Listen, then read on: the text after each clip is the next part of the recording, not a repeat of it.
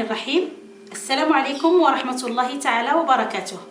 معكم وفاء حموتي في وصفة جديدة اللي هي المسمن.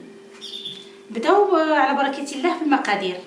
عندنا زلافة ديال الدقيق فورس، عندنا جوج ديال الزلايف نتاع فينو، القليل من الملح والماء لجمع العجينة، زيت للتوريق. نبداو على بركة الله المسمن ديالنا.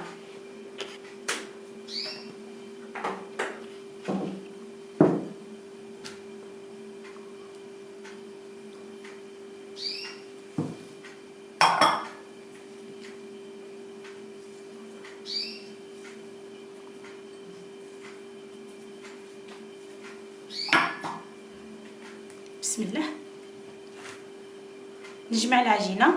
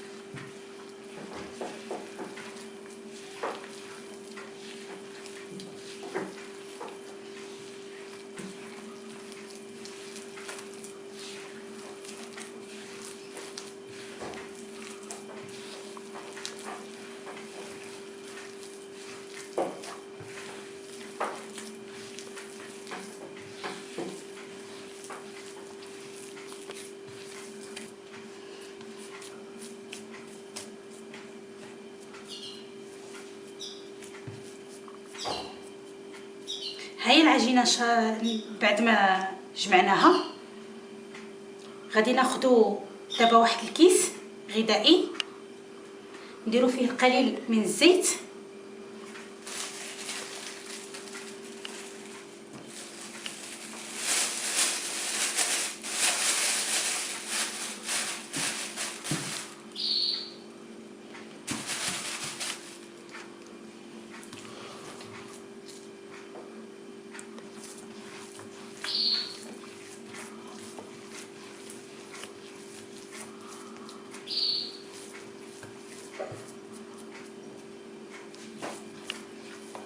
هانتوما كي شفتوا معايا مشاهدينا الكرام، ما دلكناها، ما درنا فيها حتى شي مجهود.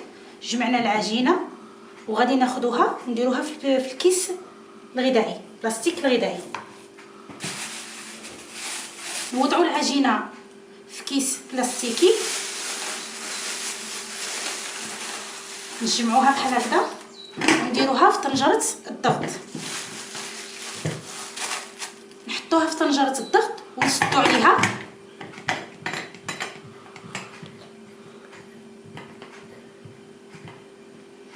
ونخليوها لمده 15 دقيقه.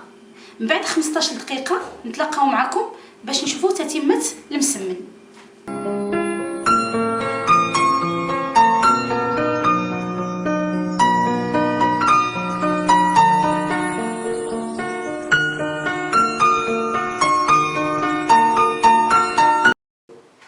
بعد ما ارتاحت العجينه 15 دقيقه رجعنا معكم مشاهدينا الكرام باش نحلو عليها ونشوفوها كيفاش ولات.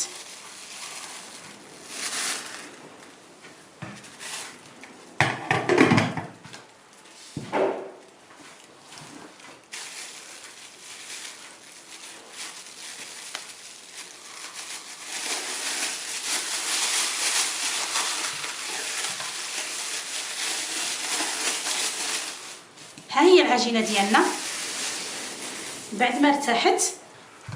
شوفوا معنا بحال الا دلكناها وقمنا بشي مجهود كبير، وهي ما درنا لها حتى شي حاجه وما درنا فيها حتى شي مجهود كبير. شوفوا معايا السر نتاع النجاح نتاع المسمن هو طنجره الضغط. نقطعوها كويرات صغار على هذا الشكل، ونديروها في واحد اللاطه اللي فيها الفينو ترتاح.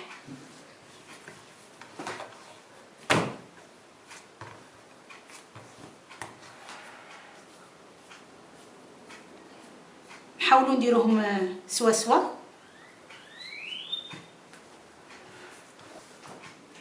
نخليو المسمن ديالنا يرتاح و5 ديال الدقائق نعاودو نتلاقاو ان شاء الله. بعد ما ارتاحت 5 ديال الدقائق العجينه ديالنا مسمن، غادي نبداو في عمليه التوريق. ناخذ شويه ديال الزيت نورقوا العجين ديالنا مسمن يعني.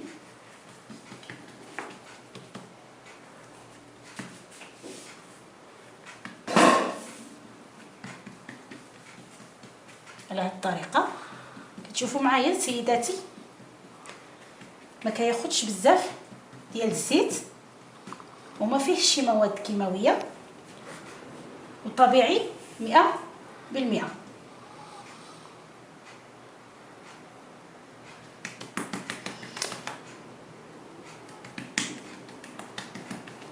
كنطويو العجين ديالنا بهذه الطريقه.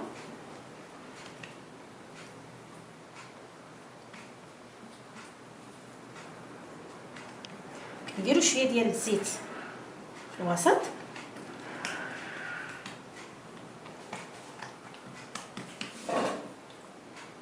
وكنطويوه على زوج بهذه الطريقه هذه. مشاهدينا الكرام،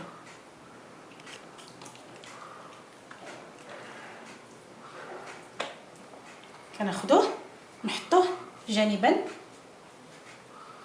من بعد ما نكملو المسمن ديالنا كامل، بطبيعه الحال حنا درنا المقلاة المختصه في المسمن سخن باش ملي نكملو المسمن ديالنا كامل تكون سخنت مزيان المقلاة ونطيبو فيها المسمن ديالنا.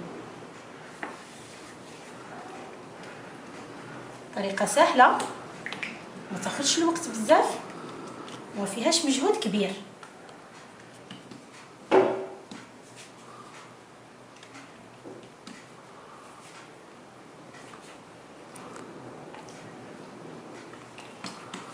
نوضعوهم على هذه الطريقه. نديرو شويه قليل من الزيت ونطويو على زوج.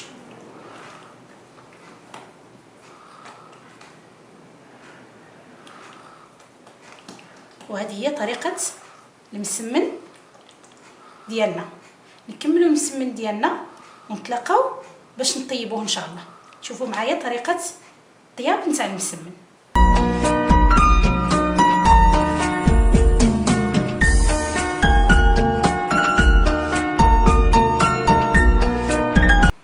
بعد ما سخنت لنا المقله ديالنا نديرو فيها شويه ديال الزيت نديرو المسمن ديالنا يطيب وحنا ندرسو بطبيعه الحال في المقله بهذا الشكل.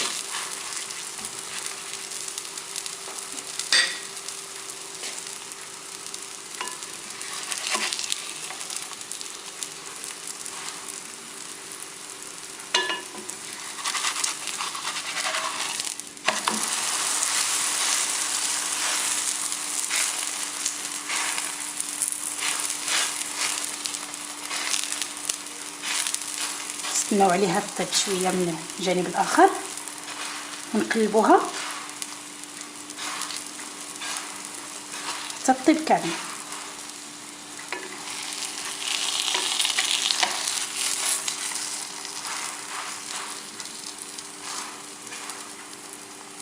صراحه كيجي هائل ولذيذ بزاف.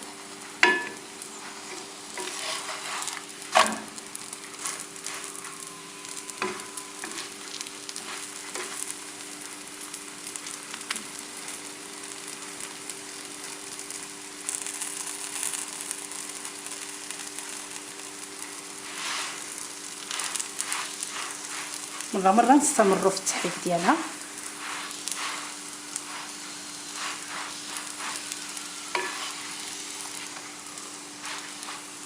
باش تطيب لنا كاع الجوانب.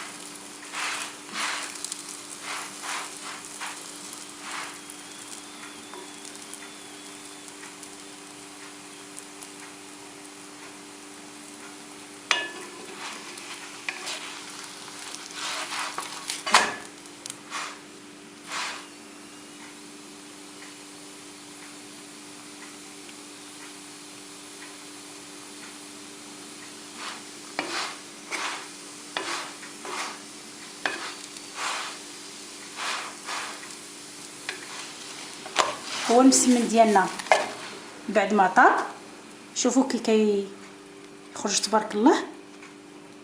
تلاقاو ان شاء الله، نكملوا بقيه المسمن اللي بقى، ونتلاقاو ان شاء الله في صحن التقديم.